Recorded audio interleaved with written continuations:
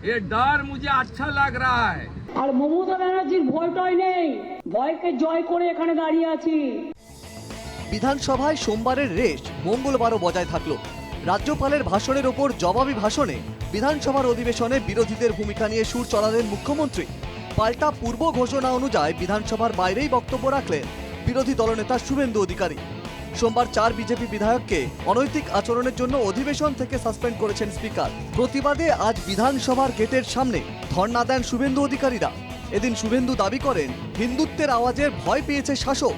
পাল্টা মুখ্যমন্ত্রীর হুঙ্কার, তিনি কাউকে ভয় পান না। 4 বার সাসপেন্ড করেছে, 8 মাস আর 1 মাস নিলে 9 মাস হয়ে যাবে।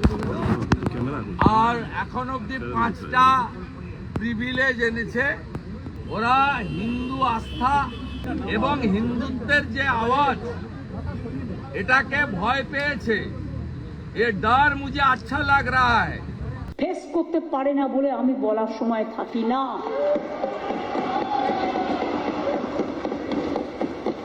আর মমতা ব্যানার্জির ভয়টাই নেই, ভয়কে জয় করে এখানে দাঁড়িয়ে আছি। কত বুকের পাটা দেখি। সোমবার বিরোধী দলনেতা সহ বিজেপি বিধায়কদের অভিযোগ, তাদের আনা প্রস্তাবে আলোচনা করতে দেন না স্পিকার। মঙ্গলবার সেই অভিযোগের জবাব দিলেন মুখ্যমন্ত্রী। পার্লামেন্টারি পার্টি যে মিটিং ডাকে, আমাদের সাথে ধারাগত বিরোধিতা থাকা সত্ত্বেও, আদর্শগত বিরোধিতা থাকা সত্ত্বেও আমাদের সাংসদরা কিন্তু প্রত্যেকটা মিটিংয়ে অ্যাটেন্ড করে। এটাই পার্লামেন্টারি ডেমোক্রেসির সৌজন্য। রাজ্যে একাধিক জায়গায় সরস্বতী পুজোয় বাধা ইস্যুতে আলোচনা চেয়ে সোমবার অধিবেশনে মুলতবি প্রস্তাব এনেছিলেন বিজেপি বিধায়করা। সেই আলোচনায় রাজি হননি স্পিকার। এরপরই বিধানসভায় কাগজ ছিঁড়ে অধ্যক্ষের দিকে ছুড়ে দেন শুভেন্দু। অধিবেশন থেকে বেরিয়ে আসেন বিজেপি বিধায়করা। বিরোধীদের আনা অভিযোগ রাজ্যকে কালিমা লিপ্ত করছে। জবাব মুখ্যমন্ত্রী। সরস্বতী পুজোকে কেন্দ্র করে আমাকে, অগ্নিমিত্রা পালকে, বঙ্কিম ঘোষকে, বিশ্বনাথ কারককে সাসপেন্ড করেছে বাংলার হিন্দু জনগোষ্ঠী।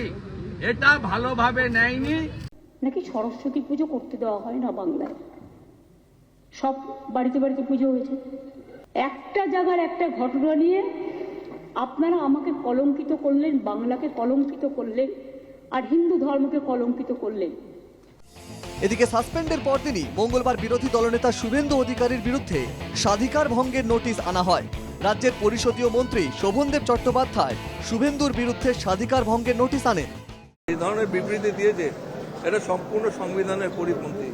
অনেকে অনেক কথা বলেন, সমালোচনা করতে পারেন, ব্যক্তিগতভাবে আমাকেও সমালোচনা করতে পারেন, কিন্তু সংবিধানের মূল কাঠামোতে কুঠারাঘাত করে যদি কেউ বিবৃতি দেন, মর্মাহত, আপনাদের নিশ্চয়ই আপনারাও মর্মাহত হয়েছেন।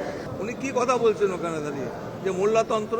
আমি তো বুঝতেই পারি না এইসব কথা কি মানুষের কানে। আমি তো বলছি, যে ধরনের প্ররোচনা উনি দিচ্ছেন, পশ্চিমবঙ্গ যে এখনো শান্ত আছে, এটা যথেষ্ট।